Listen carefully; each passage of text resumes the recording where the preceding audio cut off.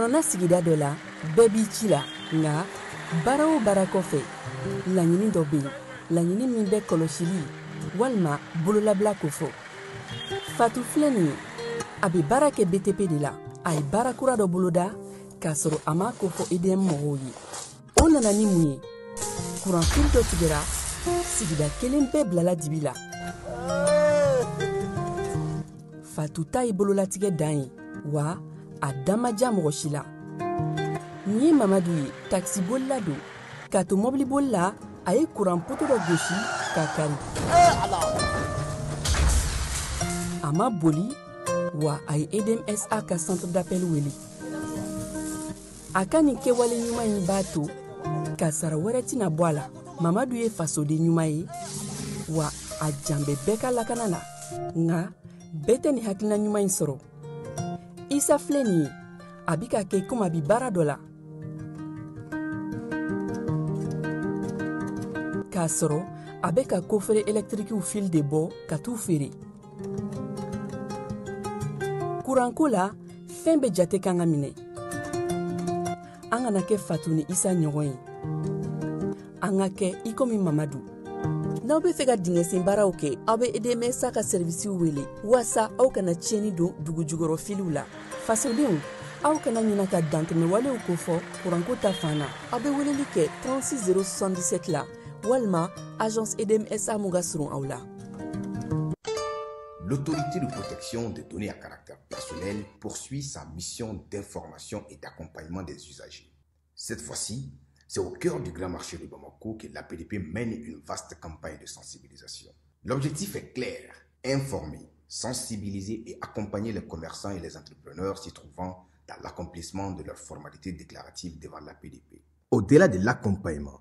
l'APDP assiste également les responsables de traitement dans le paiement des frais de dossier liés aux formalités déclaratives. Ces paiements au marché se font désormais de manière simple et sécurisée via la plateforme électronique Trésor Pay, le moyen de paiement sécurisé de l'État conformément à la vision de plusieurs autorités du pays. L'APDP tient à rassurer la population. Les missionnaires sont facilement identifiables grâce à leur gilet, leur badge avec un ordre de mission officiel. Tous les paiements se font exclusivement de manière électronique et donnent lieu à un reçu en bonne et due forme. Par cette initiative, l'APDP réaffirme son engagement à rapprocher ses services des citoyens, à promouvoir la transparence et à garantir une meilleure protection des données personnelles au Mali.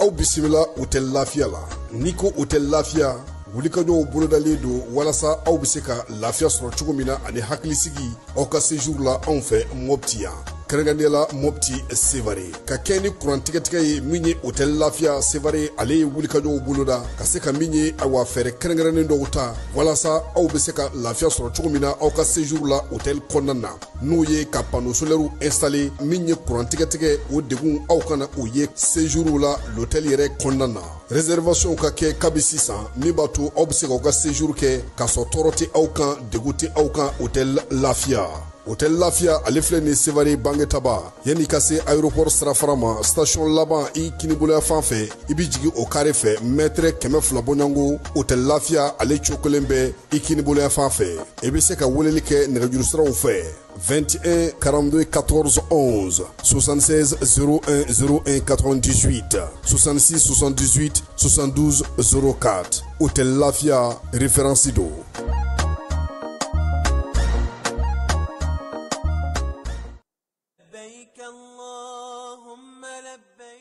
Agence Dunia Travers Service ako abibu nyamasegi foli kɛ ka ɲɛsin a ka sango hiji denw ma aw minnu ye danaya ta ka da kan aw ka hiji labɛn ni a kɛcogo ɲuman na n'an taara hɛrɛ la ka segin hɛrɛ la dumuniw ka ɲi bɛrɛbɛrɛli ka ɲi n'an mago bɛ diɲɛ fɛn fɛn na u b'a bɛɛ lajɛlen k'an ye donc an b'u fo k'u barikada directeur min tun b'a nɔfɛ n'o ye Amadu Mayiga ye a jɔra a jɔyɔrɔ la ɲɛmɔgɔya ko fɛn fɛn a jɔra a jɔyɔrɔ la ka nisɔndiya mɔgɔw la ka mɔgɔw bɛrɛbɛrɛ ka koto mɔgɔw t'a la mɔgɔw tɛ min dɔn k'a ɲɛ yira mɔgɔw la an y'o baara de sɔrɔ duniya la kumu kelen kɔnɔ a ko ka aw bɛɛ lajɛlen laduniya silamɛ minnu bɛ Mali kɔnɔ ani minnu sigiyɔrɔ bɛnnen don diɲɛ jamana wɛrɛw ma k'a fɔ san wɛrɛ o hiji ni o umura o baaraw labɛnw daminɛna ka ban o tumana aw minnu b'a fɛ ka hiji kɛ damu lakana ni basigi kɔnɔ agence dunuya a kɛmɛ k'o fɛɛrɛ bɛɛ lajɛlen tigɛ ka hiji kɛcogo ɲuman kalanw bɛɛ lajɛlen labɛn ka bila aw ɲɛ min y'i k'a dɔn siyɔrɔ ni damu ye ka surunya aw ka bato kɛ yɔrɔw la dumuni lak'i ka sanuma o bi tobi ka bila aw ka bolo ka saga n'a ka waati bɛɛ lajɛlen la dɔgɔtɔrɔ jolenw olu bɛ aw nɔfɛ hiji kɛ yɔrɔ ani bato kɛ yɔrɔ wɛrɛw bɛɛ lajɛlen la yɔrɔ bɛɛ ani waati bɛɛ baw bolo kuma dɔ o ka fusa ne de sen ka di ye agence dunuya travel service jɛɲɔgɔn kelen min bɛ aw ka hiji ni aw ka humura kɛ k'a ɲɛ ale de do o fana ni aw bɛɛ kunnafoni wɛrɛ ɲini a ye weleli kɛ 66 71 37 24 70 64 99 71 ni aw bɛɛ u ka yɔrɔ ɲini u filɛ ni hippodrome yɛrɛ la immeuble station soma yafula kulukɔrɔ sira da la o fana min y'i k'a dɔn agence dunuya travel service ye k'u bɛ dugawu kɛ hiji ni umura kɛcogo ɲuman a n'a musakaw ala k'a nɔgɔya silamɛ bɛɛ lajɛlen ye. An balimaw a y'a fɔ tare Agri-Sup Bamako min ye sanayɛlɛ kalanso ye sɛnɛ baganmara ale ni jɛgɛmɔ ni vétérinaire k'an ka jamana kɔnɔ a siɲɛ fɔlɔ nin y'o dayɛlɛtɔ ye Bamakɔkaw fɛ yen école supérieure privée des sciences et techniques agricoles Sotiba Bamako yan min ye maa min b'a fɛ sa ka kalan kɛ sɛnɛko ta nasira fɛ baganmara jɛgɛmɔ vétérinaire ani sɛnɛ ta sira bɛɛ lajɛlen fɛ i wasa don Agri-Sup la u n'u ka système LMD ni maa min b'a fɛ ka DIT kɛ sa ka ɲɛsin reproduction animale incinération artificielle animale ma i bɛ se ka taa ye minnu fana b'a fɛ ka licence kɛ en médecine vétérinaire olu fana bɛ se ka taa ye min ye DIT reproduction animale ale ni incinération artificielle animale o bɛɛ lajɛlen kalan bɛ kɛ Agri-Sup la Bamako tɔgɔ sɛbɛnw olu bɛ daminɛ min ye novembre kalo tile 10 ye ka taa bila sa fo min ye kalanta olu waatiw la maa minnu mana yen sugandi i kɔni b'a dɔn i bɛ wasa sɔrɔ sabula min ye baganmara jɛgɛmɔ ka taa se vétérinaire baaraw ma o bɛɛ lajɛlen bɛ kɛ yen tɔgɔ sɛbɛn siraw sa olu ni tɔgɔ sɛbɛn ko ni sɛbɛn fɛn fɛn bɛ k'a la i bɛ se ka weleli kɛ nɛgɛjuru sira la min ye 74 98 74 47 74 98 74 47 min ye Agri-Sup Bamako ye a bɛ Bamakɔkaw fɛ yan kɛrɛnkɛrɛnnenya la Sotiba Stade Malien ale ka ndolati kɛrɛ kɛrɛfɛ n'aw taara ye don o don k'aw bisimila ka ɲɛ Jules Jean B Kone vétérinaire do wa min ye kalanso in ye a tigi ye ale yɛrɛ ye a y'aw boli joona sabula min ye kalanyɔrɔ in ye a kalanso a hakɛw dɔnnen do yaasa aw ka se k'aw denw tɔgɔ sɛbɛn joona u ka kɛ an ma jigisigi ye.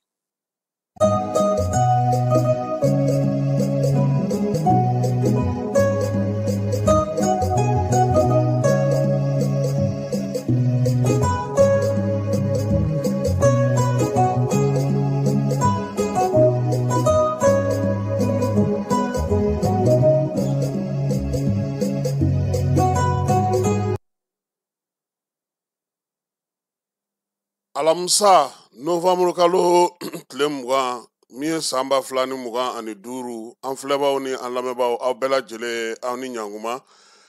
bi sɔgɔmada in na an ka baabu bɛna tali kɛ mun na kuma la kumabaw olu de filɛ nin ye premier ministre ale ye taali min kɛ douanelakaw fɛ ani OMAP la o ye fusara kosɛbɛ kununko Bamako taji feere yɔrɔw caman na maa caman ye taji sɔrɔ wolomasiri tababu ka wulikajɔ la Mali fantan ani 4 bɛɛ lajɛlen fɛ intagakaw fɛ yen kɛrɛnkɛrɛnnenya la sa u ye wulikajɔ kɛ yen yaasa maa maa kun kɛlen don ka tulokungɛlɛ kɛ k'i sigi o sanubɔyɔrɔ in na k'olu bɛɛ lajɛlen na wuli min ye wolomasiri tababu ye fana Banamba mara fana na u ye wulikajɔ kɛ yen kɛrɛnkɛrɛnnenya Madina Sakokaw fɛ yen mun bɔr'o la an na o da o tulo kan Katarikaw ka maa mafalen min bɛ u ka lasigidenso la Bamako yan ale ni général de corps d'armée Sadio Kamara ye ɲɔgɔn sɔrɔ kununko min ye Sadio ale y'a bisimila hakilila yiraw olu kɛra u ni ɲɔgɔn cɛ tajiko gɛlɛya Kajolokaw fɛ yen Fala ye ko taji tɛ yen dɛ sɛnɛfɛnw fana olu fana tigɛli tajiko ntanya bafula bɛ mara la o kɛlen don degun ye olu ma maramafɛn fitininw ka se ka olu kɔni baara kɛ sangaw ye jɛkulu dɔ sigi o hukumu kɔnɔna na min ye maa dɔ Kulukorokaw fɛ yen Fala ye ko wulukinda kɛra a sata ye dɛ Gawokaw olu ye wulikajɔ boloda sa maa bɛ yen k'o bɛ sisa feere ko k'a bɛɛ lajɛlen datugu baaraw olu bɛ sen na Ɲɔnɔ Molodo Masina Ndenbugu ka taa se dɔngɔnɔdugu bɛɛ lajɛlen ma fala ye min ye yuwarukaw fɛ yen ko ni taji mana k'u ye fɛn fɛn sɛnɛ ɲina k'a bɛɛ lajɛlen bɛna kɛ fu ye olu yɛrɛ tɛ k'a ɲini u ka mɔbiliw n'u ka motow kama san dɛ u ti yelen yɛrɛ fana ɲina du kɔnɔ dɛ suman minnu n'u ye olu dan u kana tiɲɛ k'u bɛ welewelema bila mali gouvernement ma u ka ɲɛw ma ni taji ye n'o tɛ malo ni dadumuni fɛn fɛn sɛnɛnɛw fɛ a gosili tile a bɛ sɔn k'a bɛɛ lajɛlen halaki sabula u bɛɛ lajɛlen ko k'u mago bɛ taji la nin waati in na procureur général kɔrɔ n'o o ye Idrissa Arizo Mayiga ye Ndabama ka wele sera ale ma min ye maa kofɔlen ye fala ye waleɲuman dɔn ka di ala ye dɛ Idrissa Arizo a y'a jeniyɔrɔ fi k'a to procureur la n'a ye baara kɛ fala ye k'a sababuya kɛ Daniel Amagoyen Tosogo ala ka hinɛ o fana na ninnu u ye min sigi sariya ko kunna ani sariya baarakɛ ko kunna fala ye a kɛra misali ye sariya ko la min ye Idrissa Arizo Mayiga ye an bɛ dugawu kɛ ala k'a dayɔrɔ sumaya minisiri kɔrɔ sariya ko kunna n'o ye Maliki Kulubali ye ale ye tasibila k'a ye an na tila ka o da maaw tulo kan yanni an ka bɔ an ka babu ale kɔnɔna na nin y'an donkan ye bi sɔgɔmada in na ka bɛɛ lajɛlen fo ka bɛɛ lajɛlen waleɲuman dɔn jani a bɛ ale de sanfɛ nin waati in na.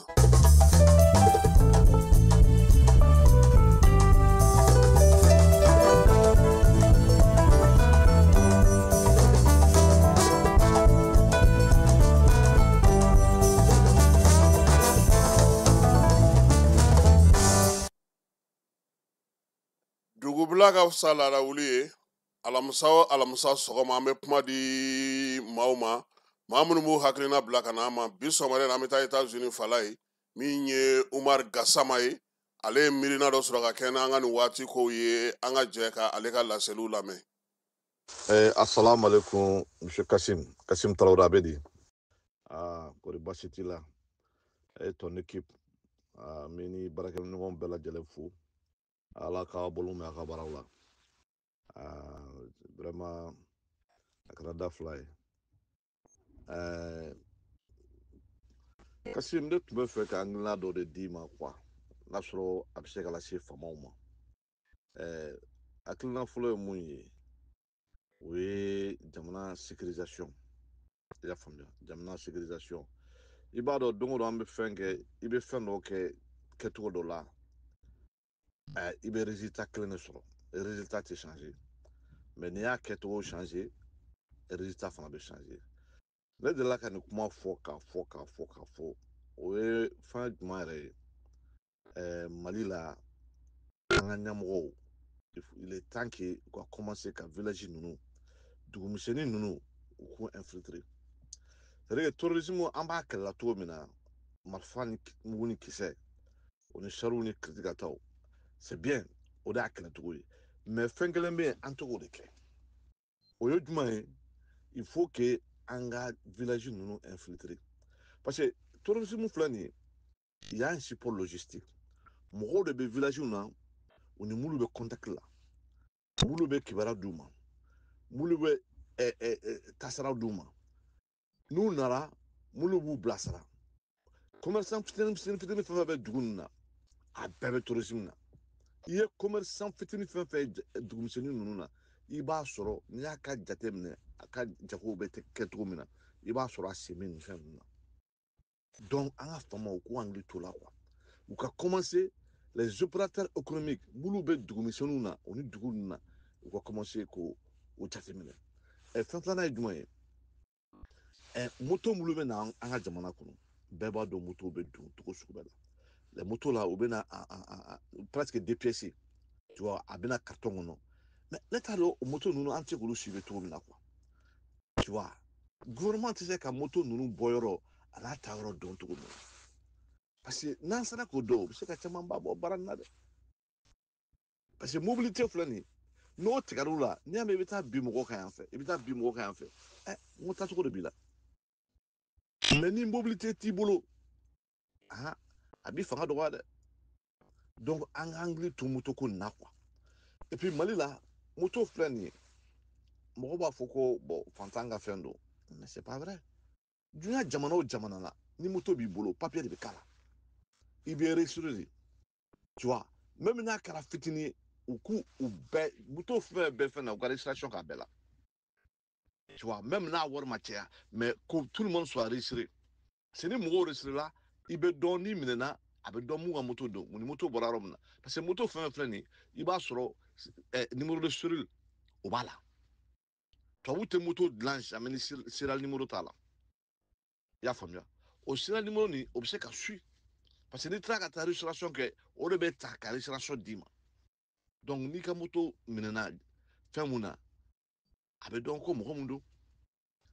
O mana tɛmɛ jamana mana kɛ toko toko kasi ni jamana ye loi kɛ n'a ma loi respecter a tɛ se ka jamana gouverner ɲangini u ka mɔgɔw ɲangini de fo ka s'a dan na quoi ni mun ye mun kɛ o dɔrɔn de bɛ se ka mɔgɔ sɔn tile fɛn fila de bɛ yen anw bɛ ameriki yan fɛn fila de b'u bolo u b'u ka jamana gouverner mun ye ɲangini o ni contravention i mana diɲɛ ko kɛ n'a man ɲi soit u bɛ contravention b'i kan soit u bɛ ɲangini a tɛ wuli jamais i ye n ka kuma faamuya d'abord contravention o bɛ état ka wagade a b'o alimenter ɲangini o bɛ mɔgɔninfin yɛrɛ a b'i la sɔmi k'i sɔn a b'a dilan ne i ye ko kuntan kɛ ni ɲangina ka ɲa i tɛ sigi a kan parce que i bɛ ɲangi en même temps i bɛ tila ka contravention sara yan jamana bɛ marché ten de parce que mɔgɔ mana tɛmɛ miliyɔn 2 kan miliyɔn 3 kan i tɛ se ka busan ta ka tugu bɛɛ nɔfɛ o mais i bɛ se ka loi labɔ mun bɛ mɔgɔ tilen i y'a faamuya o loi ye mun ye o ye ɲangini dɔrɔn de an tɛ mɔgɔw ɲangini mun mana kɛ y a pas de suivi loi bɛ bila loi tɛ suivi jamais il faut qu'on veille sur l'application des lois fɛn sabanan ye jumɛn ye an b'a fɔ ko le pays est trop grand ouais c'est vrai le pays est trop grand mais mali ka bon mɔgɔ tɛ mali fan bɛɛ o bɛɛ b'a dɔn terrorisme yɔrɔ mun na o yɔrɔ dɔnnen don tu vois centre yɔrɔ mun na a ɲagani bɛ yen sɔrɔsiw b'a yɔrɔ dɔn mais u ka taa yen tu as vu i tɛ taa yɔrɔ bɛɛ la sa mais yɔrɔ mun n'a bɛ yen dɛ a su bɛ yɔrɔ min na dɛ i bɛ taa yen de n'i ye yiri bɔgɔti k'a lili tigɛ yiri tɛ sa o dɔrɔn de don a su bɛ yɔrɔ min na dɛ u ka taa yen de centre b'o la comment dirais la région de Kayo b'o la bon sisan luluni ye ne ye nin kuma f'u ɲɛna mali filɛ nin ye an man ka an sigi ko Côte d'Ivoire port dɔrɔn dɔw bɛna ni Côte d'Ivoire y'a ka port fermé an bɛ mun de kɛ le port le plus proche de Bamako ça c'est le port de Sierra Leone mɔgɔw t'a dɔn mais c'est le port de Sierra Leone i mana don Kanga tu vas directement jusqu'à Sierra Leone i bɛ don Kanga dɔrɔn i bɛ taa fo Sierra Leone directement ni nin kuma fana fɔ le port de comment dirais la de Guinée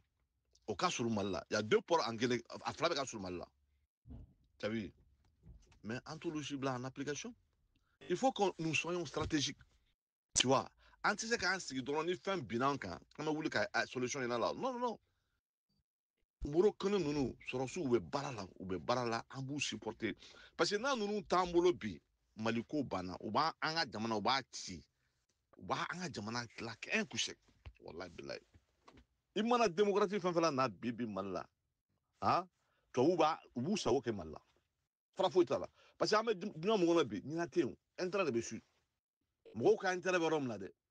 c'est à dire que u b'o de su u ka sara tɛ foyi la Israël tɛ nin yan Israël Palestiniens joli faga u ma mɔgɔ ba yiri ka faga yen mais u ka intérêt dɔrɔn nɔfɛ Américains ma mɔgɔ ba yiri ka faga Irak u ka intérêt dɔrɔn u ka sara tɛ mɔgɔninfin ka vie ça c'est zéro olu bolo ça c'est remplaçable tu vois e tɛ yen u bɛna mɔgɔ wɛrɛ bila yen a banna donc f'an k'an janto nin fɛn ninnu na quoi sabi n'an ka fama ninnu c'est à dire qu'il est temps que fama ninnu u k'a essayer ka comité de suivi dɔ créer ni assemblée loi mun fɛngɛ ni mun fɔra u ka kɛ a ka suivi ka k'a la il faut un comité de suivi tu vois qui va c'est-à-dire qui va rapporter directement au premier ministre ni ko mun fɔra k'a kɛ fo k'a kɛ ka ɲa tu vois n'a ma kɛ ka ɲa fana ɲangani ka k'a la jamana bɛ marché ten de o tu vois on sait que bon espérance batou là mais avec le temps ça va venir mais il faut que quoi angli tourner faire nous quoi tu vois on peut pas gérer un pays avec le sentiment et émotion c'est la jamana mara tu vois aucun pays ne peut se gouverner avec le chapelet samana juma ye o y'an murikaran fɛn ninnu ye murikaran ninnu ni arabukaran ninnu vraiment il faut qu'on contrôle ni mun bɛ murikaran fɛn il faut être agrément il faut avoir un agrément tu vois donc agrément fana la il faut qu'on sache i bɛ ka mun kalan tu vois ka daminɛ Mopti région yɛrɛ la surtout c'est à dire que école coranique fɛn bɛ yen u ka agrément k'a bila ni agrément tɛ mun bolo a ka fermer parce que l'agrément peut permettre à l'État de connaître tu vois ni école karimasara nin bɛ nin yɔrɔ nin na a bɛ nin kalan sugu de k'u kunna f'an k'olu fana dɔn quoi on peut pas s'asseoir k'a fɔ k'a dan marifaci dɔrɔn ma i y'a faamuya donc vraiment an kɔni an b'an hakili di parce que jamana nin bɛ cogo min na bi a hami bɔ anw na an bɛ extérieur la a hami b'anw na fo k'an faga sabu an tɛ se ka marifa ta ka taa kɛlɛ kɛ mais an hakilina ta ye mun ye an bɛ se k'o fɔ aw ɲɛna aw fana k'u lase faamaw ma si possible tu vois n'u sera an ka kuma ninnu dɔ la mais a bɛ bɛɛ nafa quoi mais poroko nin na il faut qu'on diversifie tu vois notre source d'alimentation de gaz de l'essence de n'importe quoi an kana dan Abidjan dɔrɔn ma tu vois an kana dan Abidjan dɔrɔn ma an ka lajɛ avec la Guinée an ka lajɛ avec comment dirais-je là d'autres pays limitrophes i y'a faamuya o ka an ka essence ninnu nacogo changer quoi tu vois vraiment mais n ye mun fɔ il faut que Morocco a ka même à Gao il faut avoir des succursales là-bas des services d'intelligence tu vois parce que tourisme se ka kɛlɛ dɔrɔn ni marifa ye il faut que intelligence tɛ foyi wɛrɛ ye information de tu vois fo an ka jamana duguni ninnu na tourisme bɛ dugu fɛn fɛn la ka caya n'i y'a jate minɛ i b'a sɔrɔ le système de commerce dans ces villages là i b'a sɔrɔ u infiltré b'a bɛɛ la donc parce que c'est ça le support logistique o de support logistique y'u bolo n'i y'a bɛ i bɛ taa yan fɛ i bɛ na yan fɛ dumuni de b'i bolo essentiel de b'i bolo tu vois i ka moto bɛ dilan de bon tous ces trucs là la mobilité là il faut qu'on commence à voir c'est-à-dire que une main là-dessus quoi i y'a faamuya donc ni tu ye ne fana ka kuma ye k'a las'i ma bon an kɔni an b'an hakili t'an di an b'a mun b'an kun na an b'o fɔ a ɲɛna tu vois ce qu'on a appris ici on peut vous expliquer ça ça veut dire bon naaninan o y'an ka kalanko ye Mali la an ka commencer ka an ka mɔgɔ kalan an ka kanw na n'an m'an ka mɔgɔ kalan an ka kanw na an tɛ se ka taa ɲɛ sa c'est pas possible diɲɛ si mɔgɔ i tɛ mɔgɔ si pays tɛ diɲɛ kɔnɔ mun développé la wɔlikan na n'i b'a pays dɔn a fɔ ɲɛna a jamana ti jamana fɛn fɛn n'a développé la même le Vietnam fɛngɛ comment on appelle ça c'était une colonie française tubabukan de tun bɛ fɔ yen mais u ye tubabukan bila ka alphabet français ta k'u ka kan sɛbɛn n'a ye i y'a faamuya mɔgɔninfin i wolokan n'i ma kalan kɔnɔ an ka cɛ a bɛ gɛlɛya dɛ a bɛ komi ne bɛ tubabukan fɔ quand je parle le français je pense en français la langue c'est le support de ton cerveau i y'a faamuya n'i bɛ français fɔ i bɛ miiri français de la n'i bɛ bamanankan fɔ i bɛ miiri bamanankan de la ça veut dire mais c'est comme ça il faut qu'an ka tubabukan bila an ka mɔgɔw kalan bamanankan na u ka bamanankan faamuya bamanankan bɛ se ka kalan tu peux faire la science en bamanankan ne yɛrɛ mun filɛ nin ye ne bɛ se ka fɛn fɛn bɛ science la ne bɛ se ka f'i ɲɛna en bamanankan k'a bɛɛ kɛ bamanankan na i mana denmisɛnninw ta k'u sigi k'u kalan bamanankan na ka électronique kalan u kunna bamanankan na mais ils vont être des génies u b'a faamuya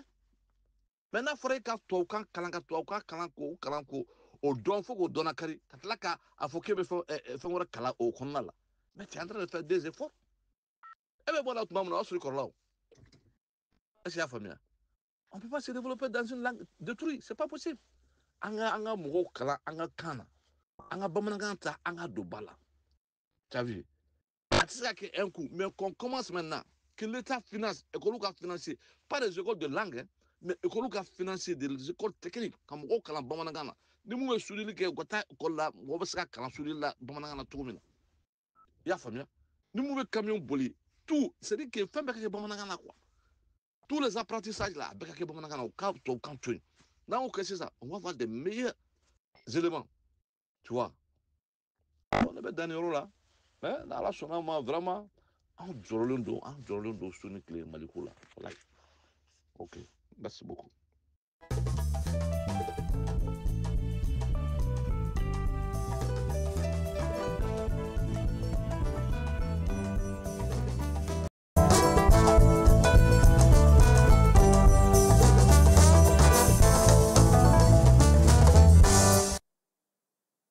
Wolomasiri tabaw ka ɲɛma n'o ye baro kɛlɛtigi ye ko k'a da maliden cɛman na musoman bɛɛ lajɛlen tulo kan. Nin kalo in tile 18 pankurun n'o ye sɔrɔdasiw ka pankurun ye. Kɛrɛnkɛrɛnnenya la Mali, Burkina, Niger n'a fɔ ma ko armée unifiée Falaye olu ye wulikajɔ belebeleba kɛ ka taa Bamacɔlen dugawalekɛbaw olu ka sigiyɔrɔ dɔ gosi Tabangɔrikaw fɛ yen. Tabangɔr ale fana ye 2 ye min bɛ Mali dugukolo kan kilomètre 8 o de bɛ ale ni Mali ni Niger cɛ nka komi bɛɛ lajɛlen bolo bɛ ɲɔgɔn bolo Falaye mɔ ma bɔ mɔ na ale yɔrɔ la yen gɛnni bɛ se ka kɛ ka taa fan bɛɛ lajɛlen fɛ. Kibaruya sanumanw dilen service de renseignement maaw fɛ o y'a to nin wulikajɔ in sera ka kɛ ka taa nin dagayɔrɔ in filenkolon ci k'a da kolon ci. Bamacɔlen dugawalekɛba caman k'olu bɔ baara la wa min y'u ka minɛnw ye k'olu bɛɛ lajɛlen kɛ bugurimugu ye Falaye. O kalo tile 18 kelen Wolomasiri tabaw ka pankuru a ye wulikajɔ kɛ min ye pick-up 2 o kɔni tun bɛ intelligikaw olu fɛ yen. Kɛrɛnkɛrɛnnenya la o tun bɛ sanu dingɛ dɔ da la Gawo mara la u y'olu fana bɔ baara la pewu. O wulikajɔ min kɛra sa o sɔrɔla sababu min na o ye kibaruya sanumanw ni kibaruya jɛlenw dilen Wolomasiri tabaw olu ma. Bamacɔlen dugawalekɛbaw u bɛ yɔrɔ yɔrɔ la sa ka se ka u bali min ye sanubɔyɔrɔ in filɛ nin ye a fɔra k'u ka wuli ka bɔ yen min ye Wolomasiri tabaw ka ɲɛmaa ye k'a b'a da bɛɛ lajɛlen tulo kan sa ko sanubɔyɔrɔ min filɛ nin ye ani sanubɔyɔrɔ dogolen fɛn bɛ Gawo mara la jɛ tɛ kɛ n'a ye tuguni maa si ka sigi ye armée ale de yamaruyalen don a ka se k'a ka baaraw kɛ o yɔrɔ bɛɛ lajɛlen kɔnɔna na. O la sa baro kɛlɛtigi ko sa ko baara minnu bɛ sen na ani wulikajɔ min bɛ sen na armée n'o ye AES sɔrɔdasiw ye o ye jaabi min di o ye nin ye. Falaye halisa o Gawo mara kelen in kɔnɔna na yen i b'a dɔn k'a fɔ ko Intagakaw fɛ yen Ngamu kun gosira général de brigade Mamadu Masawule Samake fɛ ko maa maa bɛ sanubɔyɔrɔ na k'u bɛɛ ka waa wɛrɛ yanni armée ale ka cun ye nin kalo in tile 15 waleya in fɔra tuma min k'a sɔrɔ maa maa bɛ kɛnɛ kan yen min ye armée ye ale y'a ka cɛden dɔw bila ka taa kɛnɛ kan n'o ye général Mamadu Masawule Samake ye a ka cɛdenw sera ye Falaye sibiri tɛmɛnen yɔrɔ in na maa maa bɛ yen k'o kɔni tun b'a fɛ ka katigɛlɛya kɛ u ye tɛlɛ kɛ a bɛɛ lajɛlen na jɛkulu marifatigi ni fɛn fɛn bɛ yen n'o ye maaw ye maa minnu tun bɛ ka katigɛlɛya kɛ hali bi u y'a bɛɛ lajɛlen salo ka bɔ yen. Kɛrɛnkɛrɛnnenya la détachement min taara yen o ɲɛmaaya bɛ maa min bolo o ye colonel Kilita Ag Mohamed Lamine ye ale yɛrɛ y'o y'a yira sa k'a fɔ ko Intaga bilama Falaye hali dimɔgɔ ti ban olu ɲinama ye a n'a ka cɛdenw ye yɔrɔ bɛɛ lajɛlen minɛ k'a don u sago la ka se ka baaraw kɛ min ye colonel Kilata ye sa a y'a yira sa k'a fɔ ko u selen kɛlɛ ka ye dantigɛ min fɔra u ye bɔlɔ turuturu o bɛɛ lajɛlen na SODEM kan ka na baara kɛ yɔrɔ min olu y'a bɛɛ lajɛlen san n'o k'a ban tayi u sigilen don sa ka sanubɔlaw yɛrɛ kɔnɔ jamana ani jamanadenw bɛ nafa sɔrɔ sanubɔ min na o baara de bɛna kɛ. Falaye nin y'a siɲɛ 3nan ye armée ale ka wulikajɔ kɛ nin yɔrɔ kelen in na yaasa maa minnu bɛ yen n'olu tun b'a fɛ ka kanagɛlɛya kɛ ka to yen hali bi ka sanubɔ to sen na k'u bɛɛ lajɛlen salo ka bɔ yen. Sɛbɛn ale bɔra DIRPA maaw olu yɔrɔ min ye Wolomasiri tabaw ye Falaye Madina Sakɔ Banama mara la kunun ni kunna sini ko fiɲɛ ani dugumana tigɛlen don Bamacɔlen dugawalekɛbaw la min ye balakacun ye o de taara kɛ maa maa b'a yɔrɔ la sa min ye Bamacɔlen dugawalekɛbaw kɔni ye u dogo yɔrɔ u ka dogominɛw n'u ka kɛlɛkɛyɔrɔ n'u ka fɛn fɛn bɛ yen armée y'a bɛɛ lajɛlen ɲɔɲɔ k'a ban tayi wulikajɔ kɔni bɛ sen na duguden minnu bɛ yen ni lakalili kun kɛra olu ɲɛna ni fɛnw ɲɛfɔra olu ye olu lasagola lasago yɔrɔ la armée ka nin wulikajɔ in kɛrɛnkɛrɛnnenya la Falaye ko maa min tora a la maa si t'a da dɔn sabula min ye Madina Sakɔ kɔnɔna ye a yira k'a fɔ Bamacɔlekɛba ninnu u kun nana ka n'u da o kungokolon kɔnɔna ye k'a ta yen sa fo min ye Segu mara kɔnɔna na Banama sira in u kun y'a bɛɛ lajɛlen tigɛ ka kalansow datugu ka maaw gɛn nka wo b'u bolo armée bɛ a ko kan hali bi ni Ala sɔnna a ma kibaruya tɔw an na o da maaw tulo kan tile ale kɔnɔna na an ni sɔrɔdasiw bɛ ɲɔgɔn fɛ hali bi Falaye nka sisan an bɛ taa a tubabukanmafɔyɔrɔ la n'o ye général d'armée corps d'armée Sadio Kamara ye ale ka baarakɛyɔrɔ la sa Katarikaw olu ka lasigiden b'an fɛ yan o ka dankan dɔ Falaye o ni Sadio ye ɲɔgɔn ye maa kofɔlen sa a tɔgɔ ye sa Amadu Mawuzi Salim Saïd ale kɔni taara Sadio Kamara fɛ yen hakilina falen na Wolomasiri tabaw ni kɛlɛkɛlakɔrɔw ka minisiri a ye maa kofɔlen bisimila u ka kumaw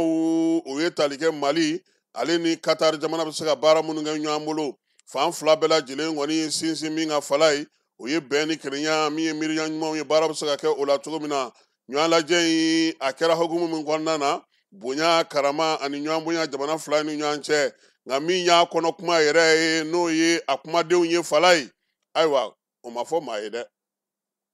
o tolen don gundo la fɔlɔ nka Sajo kɔni ye min fɔ ayiwa anw bɛ taabolo min kan sa Asimi ka sira saba in don an ka nafa jamanadenw ka nafa an ka danbe n'an ka tabiya n'an ka yɛrɛma hɔrɔnya bonyali ni maa min bɛ don hukumu kɔnɔ ka na dibi ko an ye wari d'a ma a ye taa yan fɛ a y'a kɛ tan élection a y'a nin kɛ tan anw t'o la tugun dɛ i duuru nɔnɔ an yɛrɛ duuru basi an b'an kɛ ɲɔgɔn na yaasa maa min b'an don olu ka lafiya fala ye an bɛ dugawu kɛ Qatar halisa Ala ka hakilina ɲuman di u ma tajiko ta na sira fɛ fala ye premier ministre ka munumunu Salo a ye nɔbɔ kununko han min ye taji feere yɔrɔw ye Bamakɔ maanifin u surula yɔrɔ caman na ka taa taji ɲini yaasa tajiko ka se ka nɔgɔya fala ye premier ministre ale y'i sen bɔ a kɔnɔkɔrɔ ka jigin kɛnɛ kan koyi a yɛrɛ t'a to a ko k'a ye aranjanba ninnu an t'a dɔn sibi k'a ye aranjanw ye a ye faamuyali kɛ a taara yɔrɔ fila min na fala ye i ɲɛ bɛ ni muso min na nin ye nin de ye colonel major Sira Male ye nka anw b'a fɔ a ma ko Basira muso don bonya ani bonya ka kan fala ye Basira ko premier ministre ka t'i sigi kabi octobre kalo tile 11 su ni tile olu bɛ baara de la ye camion ni citerne fɛn fɛn bɛ don fala ye sɛgɛsɛgɛli dɔw bɛ u n'o ka kan a ka di maaw ye maaw kɔrɔtɔlen don dɛ u bɛna na teliyali kɛ nka a bɛ min fɔ premier ministre ye baara bɛɛ n'a taabolo don fala ye premier ministre k'u ma o ye tiɲɛ ye u k'a lajɛ sɔnɔgɔ bɛ se ka na cogo min ye colonel Basira ye fala ye douane tajiko ɲugun n'a ɲɛɲɛ bɛɛ lajɛlen bɛ ale de bolo a ko a tɛ ban premier ministre ta ma fala ye nka baara minnu kɛra sisan maa minnu bɛ fɛn minnu bɛ olu bolo ye u bɛna na olu larawuli premier ministre bɛ bɔ tuma min fala ye o y'a sɔrɔ u ye citerne 20 ni kɔ bɔ ka bila Bamakɔ kɔnɔna na o fiɲɛ de filɛ ka afile nin ye min ye bureau de pétrole ɲɛmaa ye n'o ye colonel major Sira Male Basira a ko k'ale n'a ka cɛdenw ko da yɛrɛ b'olu ye sunatu ye ko ye fala ye waati min na premier ministre bɛ bɔ yen min ye citerne 114 o de tun bɛ olu bolo douane na ye 25 olu kɔni u kun y'olu lajɔ min ye 11 ye olu b'u bolo olu tɛ bɔ u nɔ na f'olu sɛgɛsɛgɛli tɔw ka kɛ ka ban nka ka kɛ ni premier ministre nali ye sɛgɛsɛgɛli larawulili kɛra koyi Basira yɛrɛ taara so ka taa ni fini ninnu bɔ fala ye k'i cɛsiri ka na ka sɛbɛnw minɛ ko f'an ka lafiya de faama kana kuma ale k'i sigi wa ayi an b'a fɔ fala ye muso min don taa douane kɔnɔ bani n'i sera douane na n'i ko Sira kɔni i tilara o an b'a fɔ a ka baara kɛcogo ɲuman na a ka faamuya kɛcogo ɲuman na sisan sa Bamakɔkaw ko cogo di fala ye ko aranjan minnu bɛ yen k'a bɛ k'olu tɔɔrɔ de taa ni ka segin hukumu kɔnɔna na bi aranjan min bɛ yen maaw b'a fɔ o yɛrɛ de ka ban pewu k'o fana banni o fɛɛrɛ ɲuman ye min ye taji ka di bɛɛ ma maa minnu bɛ yen n'olu bɛ pɔnpu kɔnɔna na olu fana ka bɔ ɲɛnawoloma la fala ye ja ko halisa ko station dɔ la pɔnpisiw bɛ ka budɔn minɛ han u ko ten dɛ ko fajirida fɛ k'u bɛ budɔnw fa dɛ u bɛ barikow fana fa dɛ yɔrɔ dɔw la m'a fɔ fan bɛɛ dɛ ko yɔrɔ dɔw b'a la hali bi o la sa tajiko gɛlɛya hukumu kɔnɔna na hali bi fala ye kajolokaw olu ko k'olu tɛ k'a y'u ɲɛ yɛrɛ la tuguni min y'olu ta juguya kɔsa in na luluninkaw fɛ yen baara min kɛra ye o y'a to maa caman ye duuru don fiɲɛ na koyi o la sa kajolokaw kɔni k'a daminɛ juma tɛmɛnen in na ka na se kununko ma fala ye olu tɛ ka taji den kelen ye u ɲɛ na u m'aw ta bila ka suma na koyi kajolo ni segu a cɛ fala ye kilomɛtiri 13 u wulila ka taa sa ye bɛɛ b'a sa sɔngɔ min na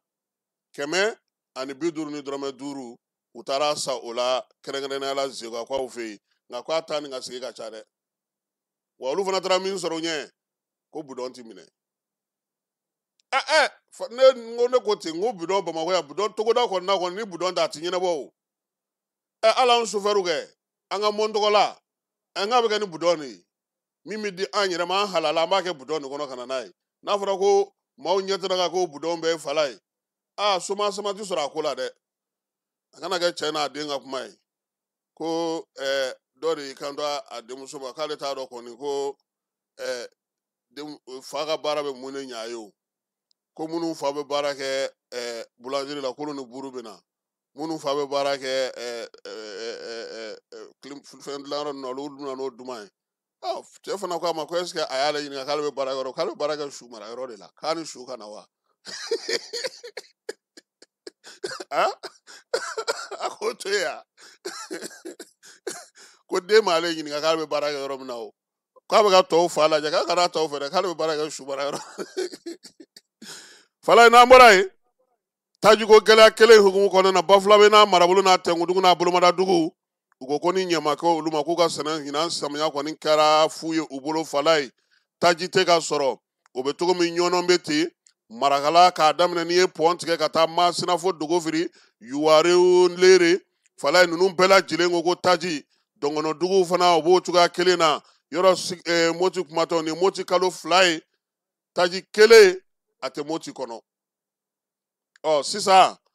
Bafulabekaw wo Motikaw wo Ɲɔnɔnkaw wo Ndenbugukaw wo Yuwarukaw wo Tɛnɛngukaw wo u bɛɛ lajɛlen ko olu tɛ taji yɛrɛ nɔfɛ mobili kama tuguni koyi u t'a nɔfɛ yelen kama dɛ gouvernement ka ɲɛw ma u ka sumanw kana tiɲɛ u ka ɲinan samiya kana taa fu la u bolo k'u b'o de ɲini gouvernement fɛ yaasa baara bɛ se ka kɛ sabula u ka malo n'u ka ɲɔ n'u ka fɛn minnu bɛɛ ye bi fala ye n'u ma taji sɔrɔ samiya a baara kɛra fu ye armée yɛrɛ kɛlen don ka basigi min se olu ma olu ka tila tuguni k'u sigi k'a ye k'olu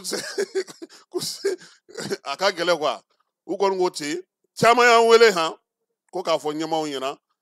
u kana taa n'a ye énergie yɛrɛ u ka énergie yɛrɛ u k'o to yen fɔlɔ ka SOMAGEP ninnu bɛɛ to yen u kana n'a ye foro in u ka tigɛ ka bila yen jamana fana ka nafa dɔ bɛ sɔrɔ o la donc o weleweleda kan o don k'o fɔ bɛɛ lajɛlen ye min ye dabiyakaw fɛ yen fala ye ɲɛnajɛ bɛ dabiya bi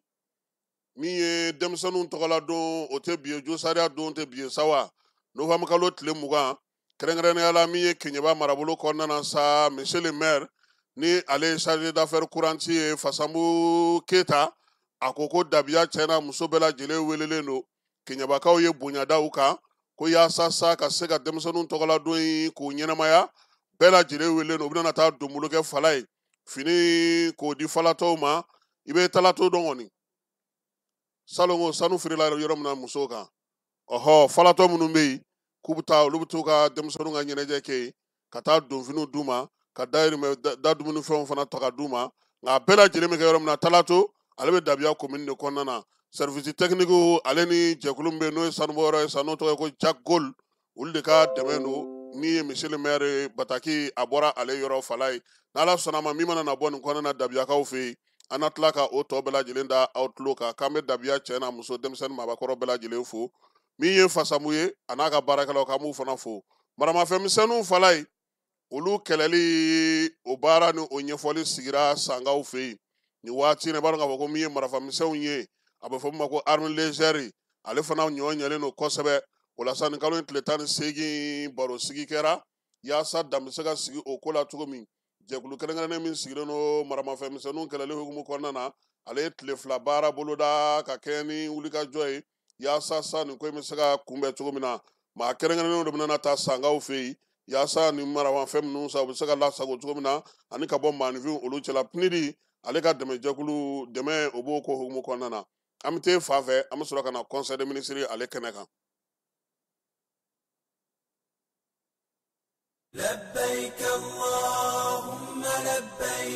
La commission des agences de voyage du Mali informe l'ensemble des pèlerins que les inscriptions pour le Hajj 2026 sont ouvertes. Elle invite toute personne désirant accomplir le Hajj 2026 d'aller s'inscrire rapidement auprès de l'agence de voyage de son choix, en insistant sur le respect des procédures établies pour sécuriser le voyage et faciliter l'obtention des documents nécessaires. La clôture des enregistrements est fixée au 31 décembre 2025. Une date butoir à ne pas franchir pour tous ceux qui souhaitent accomplir ce 5e pilier de l'islam en Arabie Saoudite. Après le 31 décembre 2025, aucune inscription ne sera autorisée. La commission invite les fidèles musulmans à aller s'inscrire dans les délais afin d'éviter les désagréments des dernières minutes. Elle rappelle que la réussite de cette organisation repose sur une anticipation des inscriptions, une meilleure coordination et une collaboration étroite entre les agences de voyage et les pèlerins. Les agences de voyage assurent qu'elles sont déjà prêtes à recevoir les inscriptions et accompagner les pèlerins tout au long du processus.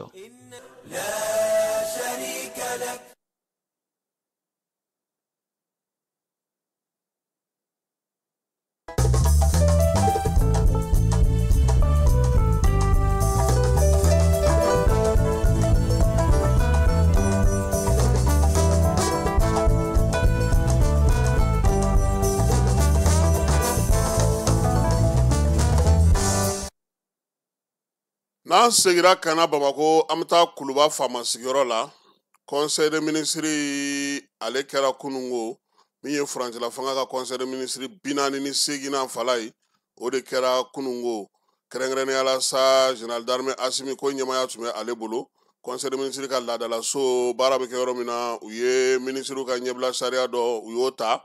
ministres ka baara bolodalenw u ye olu dɔw fasiri ka tila ka conseil des ministres la i b'a dɔn k'a fɔ kuma min bɛ fɔ n'o tɛ fɔ anw ye o ka ca ni min bɛ sɛbɛn ye fala ye o la sa saridakisɛdenw ta nasira fɛ ministre min bɛ malikura ko kunna n'o ye refondation ye ale ye ɲɛfɔli kɛ conseil des ministres maaw ye sa k'a jira k'a fɔ ko baarakɛ boloda minnu b'an ka jamana kɔnɔ ni sɔrɔ bɛ kɛ olu baarakɛyɔrɔw la sa olu tɔgɔla sariya minnu kun sigira buruburu 32 n'o sigira sen kan juin kalo tile 12 san 1996 san na sa kɛrɛnkɛrɛnnenya la k'o cakɛdaba ninnu k'olu sigi an ka jamana kɔnɔ k'o k'an ka falen sabula nin waati na i b'a dɔn k'a fɔ ko UEMOA ale ye fɛɛrɛw sigi sen kan min ye sɛbɛn in fana ye a kɔrɔla kosɛbɛ ani sɔrɔ taabolo tɛ taa ɲɔgɔn fɛ min ye Mali yɛrɛ sɔrɔ ko bɛ cogo di dugukolo ko bɛ cogo min na ani an ka sɔrɔ minnu bɛ n'an ni maa minnu bɛ baara kɛ ɲɔgɔn fɛ an lamini jamanaw la bi yaasa sariya in ka se ka bɛn o ma k'a yɛlɛma o bolo o dara yɛlɛma belebeleba dɔw kɛra kɔnɔna ka kɛ a yɛrɛ sigi cogo ni a baarakɛ cogo la a n'a kan ka maaw ta cogo min na ni maaw kan ka baara kɛ cogo a n'a musakako bɛɛ lajɛlen u y'o la kurakuraya ministre ka baara bolodalen hukumu kɔnɔna na sa premier ministre ale ye ɲɛfɔli kɛ fala ye sini juin kalo tile 21 o bɛ Ablaye kɛ san 1 primature la n'Ala sɔnna ma ale ka san 1 o bɛ dafa sini min ye novembre kalo tile 21 san 2024 o kɛra ka fanga ta don ye novembre kalo tile 21 san 2025 o ye san 1 dafalen Ablaye sigilen i b'a dɔn k'a fɔ baara dɔw kalifara la kunungo conseil des ministres la ale yɛrɛ kuma ta a yɛrɛ ka sɛbɛn hukumu kɔnɔna na sa a y'a yira sa k'a fɔ ko min ye laseli b'a fɛ ka ɲɛsin conseil des ministres mɔgɔw ma a fɔ ma sa ko gouvernement ka baarakɛ bolo bɛna n'o ye plan d'action ye min sigira sen kan san 2025 ka taa se san 2026 ma san kalo 6 fɔlɔ baara mun sera ka kɛ o kɔnɔna na jamanakuntigi ka yamaruya kɔnɔna na sabula sɛbɛn in kabini novembre kalo tile 27 san 2024 sɛbɛn in kun dira u ma k'u ka baara kɛ n'a ye o la sa ale ni tilenni sɛbɛn n'aw ye lettre de cadrage ye o kun ye taabolo 8 d'u ma k'u ka baara kɛ n'o ye jamanakuntigi ale ka yamaruya kɔnɔna na o de yɛlɛmana sa ka kɛ gouvernement yɛrɛ ka baarakɛ bolo ye n'o ye plan d'action ye san 2025 san 2026 kɛrɛnkɛrɛnnenya la a bɛ tali kɛ fɛn belebeleba minnu na k'olu sinsin k'o fɔ malidenw olu ka taabolo n'u ka danbew n'u ka tabiyakow bɛ a kɔnɔ min ye jamana yɛrɛ basigi bɛɛ ni kelenya malikura ɲɛtaa sira ka bɛn san 2063 ma fala ye fɛɛrɛ kɛrɛnkɛrɛnnen min sigilen don Mali bɛ se ka yiriwa cogo min na ka yiriwali kuntalajan sɔrɔ k'a daminɛ san 2024 ka na se san 2033 ma baara in bɛ tali kɛ o la ko n'i ye sɛbɛn in ta k'a jateminɛ CNT maaw olu ye yamaruya di ko ka baara kɛ ni a ye plan d'action in ale kɔni a sɛgɛsɛgɛliw ta daminɛna sa mai kalo tile 16 premier ministre yɛrɛ fɛ min ye gouvernement ye a ye lajɛw minnu kɛ sa ka tila ka mai kalo tile 19 min ye CNT ale jɛra ni a ye k'a fɔ ko a ka baara kɛ ni a ye hukumu kɔnɔna na sa u ye fɛɛrɛ mun sigi sen kan yaasa ka se k'a bila bɔlɔlɔ siraw fɛ maaw ka se ka sɛbɛn in sɔrɔ ani baara min bɛ se ka kɛ n'a ye kɛrɛnkɛrɛnnenya la n'o ye péage in ye o y'o sigi sen kan o la sa sɛgɛsɛgɛliw tun bɛ kɛ baara kɛcogo la sa a yirala k'a fɔ ko min ye san kalo 6 fɔlɔ fala ye baara bolodalen tun ye 132 ye o hukumu kɔnɔna na sa min sera ka kɛ o ye 57 ye kɛmɛ sira dɔrɔn o bɛ bɛn 43 buruburu 18 ma min bɛ sen na n'o ma se ka ban fɔlɔ o fana ye 57 ye kɛmɛ sira dɔrɔn o fana bɛ bɛn min ye 43 buruburu 18 ma fɛn minnu bɛ yen ni nɔma b'o la o ma taa ka na fosi ma kɛ o la fala ye o ye 18 ye kɛmɛ sira dɔrɔn 13 buruburu 64 premier ministre ko sa ko yaasa ka se ka nin ko in sinsin ka se ka ɲɛ sɔrɔ a ko la ko baara min bɛ sen na lakana ko ta sanfɛla la ko ka dɔ fara o kan min ye musakaw ye k'olu ɲini k'o di yaasa baara kɛrɛnkɛrɛnnen minnu bɛ sen na nin o bɛ se ka ɲɛ sɔrɔ cogo min dɔ ka fara cɛfɔ ni kan bɛɛ kan ministrew yɛrɛ fana ka baara kɛ hukumu kɔnɔna na sa u ka to ka bɔ ɲɔgɔn kalama ka se ka jɛrɛ sigi jɛrɛ min b'a to u bɛ to ka ɲɔgɔn kibaruyaw sɔrɔ cogo min na premier ministre ninguye ale ka laseli ye kunungo conseil de ministre kɛnɛ ka kɛ ni a ka plan d'action min sigira sen kan baara minnu sera ka kɛ ale kɔnɔna fala ye ministre min bɛ sanayɛlɛ kalanso kunna ale ye conseil de ministre ladɔnniya sa k'a fɔ k'u tun bɛ jɛrɛbɛla wagadugukaw fɛ yen jɛrɛ min n'o tako 15nan tun ye nin ye o bɛ tali kɛ min na sa o ye burkina fasokaw ka hakilina jagabɔ kuraw ka ɲɛsin ɲinini o ta nasira ma o jɛrɛ 15nan o baaraw bɛɛ lajɛlen o de kɛra sa ko fɛɛrɛ ni dabali jumɛn bɛ sa se ka hakili jagabɔ kuraw kɛ ka kɛ ni sɔrɔ yakubali ye burkinakaw fɛ a ye taliko la maa mafalenw caman nana sanayɛlɛ kalanso ani ɲininikɛlaw olu bɛɛ lajɛlen taara fara burkinakaw ka sa ka nin baara in kɛ k'a daminɛ octobre kalo tile 21 ka taa bila tile 26 la minisiri min b'an ka sanayɛlɛ kalanso kunna sa ale taara ale ye ɲɛfɔli kɛ ye kɛrɛnkɛrɛnnenya la a y'a yira sa k'a fɔ fɛɛrɛw kan ka sigi sen kan AES jamanaw ka jɛ ka baara kɛ k'u hakilinaw di ɲɔgɔn ma ɲininiko ta nasira fɛ min ye dɔnniya ni seko min bɛ yen bi maa minnu bɛ yen n'olu hakili juru carilen don ɲininiko ta nasira fɛ AES kɔnɔna na u ka jɛ ka mɔnɔ bɔli kɛ ɲɔgɔn fɛ ka hakili jagabɔ kɛ baara bɛ se ka kɛ ni mun ye baro sigi in senfɛ sa baro yɛrɛ kun sigira kibaruya min kan minisiri minnu nana kɛnɛ kan n'o ye sanayɛlɛ kalanso minisiri ye burkina faso ta mali ta ni niger ni togo fala ye olu bɛɛ lajɛlen jɛra sa ka hakili jagabɔ kɛ baro sigi kɛ ka ɲɛfɔli kɛ maaw ye fɛɛrɛ minnu b'u bolo minisiri min bɛ farikolo ɲɛnajɛ ni sifinw ka ko kunna ale ye conseil de ministre ladɔnniya ko min ye mali ye ko kɔsa in na k'an tun bɛ irisilakaw fɛ yen fala ye o famuru kalo tile 5 ka taa bila tile 7 na u ka dugu min bɛ yen n'a fɔ ma ko samarakaw olu de ye welele bila ka na sa an ka jamana minisiri min bɛ farikolo ɲɛnajɛ ko kunna k'ale ka taa u fɛ yen mali tɔgɔla sa minisiri kɔni taara yen baara min bɛ kɛ farikolo ɲɛnajɛ ko ta nasira fɛ kalanko ta nasira fɛ hakilina kura minnu bɛ yen n'o bɛ se ka kɛ sojɔcogo ye farikolo ɲɛnajɛ ko ta nasira fɛ maa minnu bɛ yen n'olu b'u yɛrɛ du faso ma olu ka baaraw bɛ se ka kɛ cogo min na kɛrɛnkɛrɛnnenya la minisiri a ko k'ale yera nin bɛɛ lajɛlen kɛnɛ kan a y'a yira sa k'a fɔ ko taama in senfɛ samarakaw n'o ye irisila dugu dɔ ye ale ni olu ɲɛmaw ye ɲɔgɔn ye n'o ye yen gouverneur ye minisiri minnu fana tun bɛ farikolo ɲɛnajɛ ko la n'olu caman fana ye ɲɔgɔn ye u ye hakili jagabɔw kɛ min ye kalanko ta nasira ye sa ka ɲɛsin farikolo ɲɛnajɛkɛla bɛɛ lajɛlen ma u y'o kuma fɔ hakili jagabɔ min bɛ se ka kɛ sen na sa ka se ka bolo di ɲɔgɔn ma sinsin u y'o fana fɔ mali yɛrɛ ale yelen kɛnɛ ka ye o diyara irisilakaw ye kosɛbɛ sabula a b'a to irisi ni maa minnu bɛ baara kɛ kosɛbɛ farikolo ɲɛnajɛ ko ta nasira fɛ olu n'u mali fana k'u bolo di ɲɔgɔn ma minisiri min bɛ farikolo ɲɛnajɛ kunna fala ye a ko k'u bɛna na su kɛrɛnkɛrɛnnen sigi su min n'o bɛna o tɔgɔ da sa ko ɛgliw ka sanayɛlɛ min n'o bɛna na kɛ o bɛna na kɛ novembre kalo tile 22 sufɛ télévision soba la k'a yira maaw la sa ko coupe d'Afrique ale taali hukumu kɔnɔna marokokaw fɛ yen ka musaka ɲini dɔrɔmɛ ma dɔgɔ 100 ma ca a bɛ fɔ ma ko téléthon k'u bɛna n'o kɛ sa ɛgliw ka sanayɛlɛ ye o la sa ko min ye musaka in ye n'o sɔrɔla sa u na fara ɲɔgɔn kan ka se ka ɛgliw senkɔrɔma don u ye cogo ɲuman u taa cogo ɲuman n'u sigi cogo ɲuman o hukumu kɔnɔna na ka t'o baara kɛ coupe d'Afrique nata in na minisiri min bɛ muso den ani du kunna ale ye conseil de ministre ladɔnniya sa k'a fɔ ko min ye denmisɛnninw tɔgɔ la don jo sariya ko ta nasira fɛ o ta ko 36 o ye bi ye min bɛ ka taa kɛ dabiyakaw fɛ yen fala ye o y'a bolofara dɔ ye muso ka minisiri a ko sa ko min ye tako 36 in ye ko bɛna tali kɛ sa denmisɛnninw ka sariyaw olu ka don an'u ka sariyaw o hukumu kɔnɔna na ko ka kɛ n'o ye sa sifinnakaw kɔni baro sigi bɛna na kɛ u tɔgɔ la musaka min bɛ se ka sɔrɔ ka di u ma ka se k'u ka jo sariyaw la sinsinni baaraw kɛ ɲinan ta dakun bɛna na sigi o kan min ye baro sigi ninnu kɔnɔna na sa deliliw ni ɲininiw bɛna na kɛ yaasa sifinnakaw fɛɛrɛ kɛrɛnkɛrɛnnen bɛ se ka sɔrɔ sariya siraw fɛ cɛlatigɛ jɛkuluw kɔnɔna na ka se ka baaraw kɛ u bɛ se ka dɛmɛ cogo min na ni musaka ye ka sifinya ale ni denmisɛnninya k'o baaraw kɛ sariya hukumu kɔnɔna na don in sa ko a kɔni bɛna na ɲɛnɛmaya ni baro sigiw ni kunnafonidiw ye ale ni ɲɛfɔliw ye ka taa fara ɲɔgɔlɔnbaw kan min bɛ se k'a to don in a nafa bɛ don cogo min na bɛɛ lajɛlen na minisiri min bɛ n'o bɛ seko ni dɔnko o kunna ani dunanjigiso ko an ka jamana kɔnɔ ale ye conseil de ministre ladɔnniya sa dugutigiw tɔgɔla don min sigira an ka jamana kɔnɔ ɲinan san ta novembre kalo tile 11 ko o kɛra baara ye tali kɛ min na sa dugutigiw jɔyɔrɔ ani kafotigiw ni kabilatigiw jɔyɔrɔ kalanko la an ka jamana kɔnɔ maliden kura bɛ se ka sigi sɔrɔ cogo min na waleya in sa ko o y'a to ɲɛfɔli kɛra u ye ko in kɛcogo la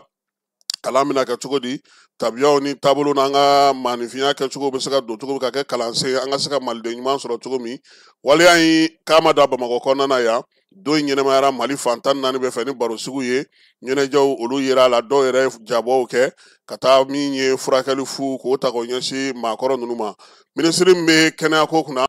ale conseil de ministre la dɔnniya sa k'a yira k'a fɔ ko bana min bɛ an fɛ yan n'o ye dengue bana ye fala ye ko a jigira sen yen kɛbasi ya dɛ a jigira sen yen ka tɛmɛ dɔgɔkun tɛmɛnen ta kan capitaine denkɛ général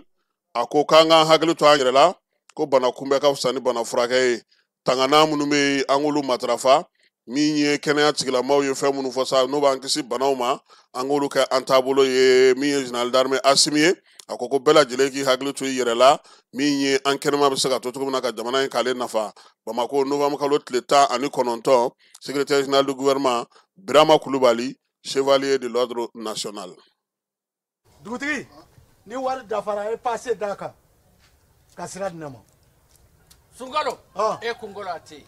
dugu wari ko o dima fo dugu an dugu dun warata de o koni kuma t'a la sa e ka sama mɔnɛ to yen i yɛrɛ ta sita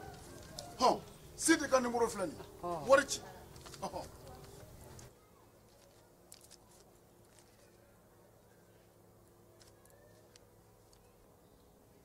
wari sera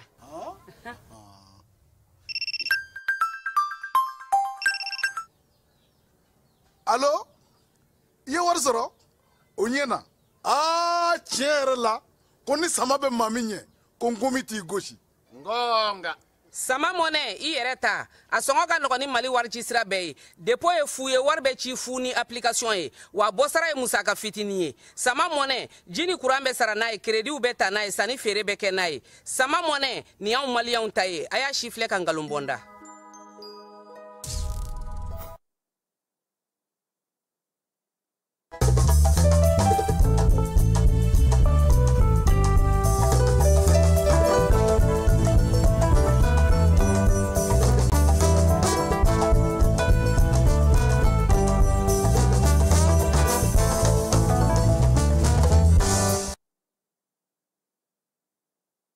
Falai ala k'an bɛɛ kisi wulu kinda ma kulukorokaw fɛ yen min ye wulu fatɔ ye salongo k'a ye maa dɔ kin min ye kulukorokaw fɛ yen maa minnu bɛ sa n'olu kɔni ye baara in kɛ u y'a yira sa k'a fɔ ko mulu ye maa min kin ni o kɔni kun ma se ka furakɛ i n'a fɔ a furakɛra cogo min na waati kelen na kalo 2 wulu kinda in kɔfɛ Falai sɛgɛsɛgɛliw y'a yira sa k'a fɔ ko maa kofɔlen a bilara ka na Bamako yan a bɛ se ka furakɛ cogo min nka maa kofɔlen a fatura k'a sɔrɔ min ye jaabi minnu kun kɛra a ka sɛgɛsɛgɛli la u kun y'o bila ka taa Dakarikaw fɛ o ma se ka na Gao polisilakaw bɛ wuli ka jɔ la bi Falai shisha n'o ye kiribikiribi fɛn wɛrɛ ye k'ale feereli k'a kɔn Gao bɛɛ lajɛlen kɔnɔna na wuli ka jɔ kɛra dɔgɔkun tɛmɛnen na sa maa bɛ yen k'o bɛ shisha feere kɛ Gao fɛn fɛn bɛ shisha min a butiginin n'a tabalinin bɛ yɔrɔ yɔrɔ la Falai k'a bɛɛ lajɛlen wuli ka bɔ yen i b'a dɔn k'a fɔ ko nin yɔrɔ in an bɛ a sinsin k'a fɔ shisha kɔni kabini san 2002 san ale kɔnnen don 22 ale kɔnnen don an ka jamana kɔnɔ jamana ɲɛmaaw ye sɛbɛn bɔ a la Gawokaw fɛ k'a kɛra damatɛmɛ a bɛ ka denmisɛnninw tiɲɛ bi a bɛ k'u halaki sabula fɛn sugu bɛɛ bɛ k'a kɔnɔ ka min wa min ye nin ko in ye yan'o fana cɛ Gawokaw ka Haut Conseil kun bɔra ka lakalili kɛ k'a yira k'a fɔ ko min ye taabolo ni tabiyaw bɛ ka halaki Gao kɔnɔna na bonya tɛ kow la tuguni dugu yɛrɛ kɔnɔna na kɔni min ye an ka adamadenya n'an ka tabiya n'an ka maanifinya taalanw bɛɛ lajɛlen k'olu bɛ ka buruja Gao denmisɛnninnakaw dɔw fɛ kosɛbɛ ko ka fu siri a ko la ɲɛmaaw ye min sɔrɔ o ye shisha ye ko ni ala sɔnna ma Gao kɔnɔna u nana fɛɛrɛ bɛɛ lajɛlen sigi sen kan yaasa ko in bɛ se ka dan sira la cogo min na Kucalakaw fɛ yen donbolo kɛra maaw ye maa minnu bɛ yen bi n'olu ni baɲumankɛtɔn Amɛdi bɛ baara kɛ ɲɔgɔn fɛ Falai ayiwa Kucala dun fana bagan suɲɛ de ka teli ko bakɔrɔnin 140 o dira Falai barama 190 dira olu ye ɲɔgɔn dalan ye jaba b'a jɛ kɛfɛ Falai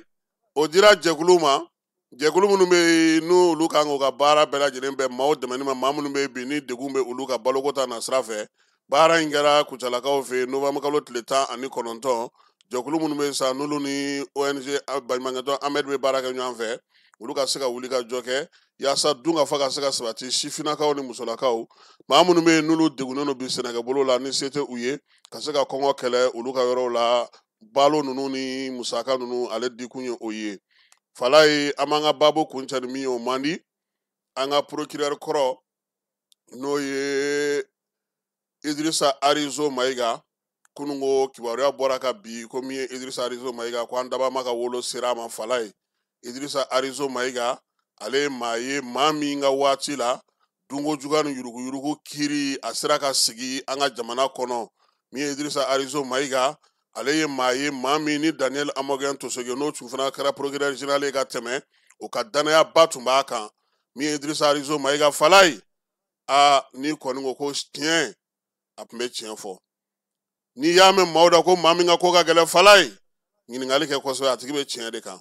sabula anw bɛ min fɛ bɛɛ ti sɔn o ma an bɛ dugawu kɛ kɔrɔbɔrɔkɛ ala k'a dayɔrɔ sumaya a y'an kɔ kiti min ala k'o nɔgɔya an n'a bɛ taa jɛmu ala k'o nɔgɔya o hukumu kɔnɔna na min ye minisiri min bɛ sariya ko kunna kɔrɔlen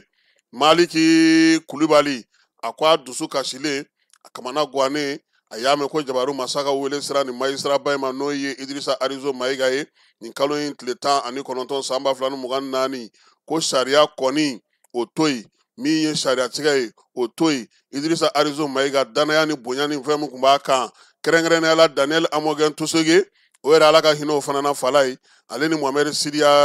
Sida Diko olu bɛɛ lajɛlen ka danama don sariya ko ta nasira fɛ Maliki ko a hakili jiginna la k'a yira k'a fɔ ko u y'a fɔ don min na ko bɛna Daniel ta ko k'a kɛ procureur général ye ale de ko n'ale bɛ kɛ procureur général ye a ka avocat général fala ye ko o ka kɛ Idrissa Arizo Mayiga ye Maliki ko min ye Mali tariku b'a bila u kun na k'a yira k'a fɔ ko nin fila u kɛlen ka Mali bɛ Bamako parquet sɔrɔ n'o ye cour d'appel ye k'u ye min kɛ k'a ma dogo maa la baara ko ta nasira fɛ sariya ko ta nasira fɛ a ko nin waati gɛlɛma in na a b'a ka dusukasi a n'a ka kɔnɔgan ka taa sibila kɛ ka ɲɛsin a ka denbaya ma denbaya min fana n'o bɛ sanga kɔnɔna na bi k'a bɛ ala deli ni maa ma falen a k'a ka alijinɛ dayɛlɛ a ye ko a ka taa a kɔrɔkɛ ɲuman in a ka taa min ye nin magistrat ba in ye ko a taara ka falatɔ minnu to ko a taara ka se ni dɔnko minnu to ko ni ala sɔnna ma k'a tɛna kɛ fu ye u na wuli k'u jɔ cɛsiri ni danbe ni hɔrɔnya kɔnɔna na ka se ka min ye baara kɛ a ko nanzaraw ka kalanfa dɔ bɛ fala ye n'o ye Lamartine ye ko min ye diɲɛ ye taabolo tɛ a la waati o fana gun t'o bolo min ye maanifin ye i b'i ka bɔ n'i ka sa kɛ nin ko in de kɔnɔna na ko wa ko Idrissa ko a ka bɔ ma kɛ fu ye k'a ye fɛn ye jamana ye a ye fɛn ye faso ye a ye fɛn ye a ka kabila ye a ye fɛn ye a ka du ye wa a ye fɛn ye fana magistraw ye Mali jamana kɔnɔ misali min don Maliki ko k'a ti bɔ a kɔnɔ yanni a fana ka soma yɛlɛmali cɛ Maître Maliki Kulibali an b'a fɔ k'a waleɲuman dɔn fala ye ale de tun ye magistrat ye a bɔr'o la ka kɛ avocat ye o bɛ kɛ o Bacili yɛrɛ tun ye avocat de magistrat de ye Bacili fana bɔr'o la ka kɛ avocat ye ala ma hinɛna Maître Amiru Jabate ale fana tun ye magistrat de ye a bɔr'o la ka kɛ avocat ye donc o bɛ bɛn u ka sariya la parce que u bɛɛ lajɛlen bɛ kalanba kelen de kɛ nka min ye kuma ye o kɔni avocat taalan ye an bɛ dugawu kɛ o fana ye tiɲɛ ye dɛ u kelen tɛ o la dɛ anw ni jeliw b'a la u kɛrɛfɛ o tɛ Salifu ko tɛmɛna ni kuma kɛ sanfɛ ye k'i ka avocat ɲininka ko kuma bɛ kalan na de ko avocat b'a dɔn ko kuma bɛ kalan de ye k'olu jeliw ta ye kuma ye mais min ye avocat ye olu b'a dɔn ko kuma bɛ kalan an bɛ dugawu kɛ Arizo ye fala ye waleɲuman dɔn ka di Jabaru masa ye Idrissa Arizo a ye min kɛ an tɛna an da don a bɛɛ la nka ala k'a sara ye alijinɛ ye ala k'a dayɔrɔ sumaya a taara ka denbaya min to halisa ala ka ladiliba ɲuman denw ma bilasira ɲuman di denw ma min ye guwa ye a kana taa n'a fanga y'a fɛ ala ka procureur ala k'a dayɔrɔ sumaya an b'a fɔ n ko an bɛ bi ta jɔ yan n'ala sɔnna a ma nɛgɛ kanɲɛ 21 an na ɲɔgɔn sɔrɔ yan min ye Jani ale ka hakili walawala kɛnɛ o kan nɛgɛ kanɲɛ 21 a k'an bɛn.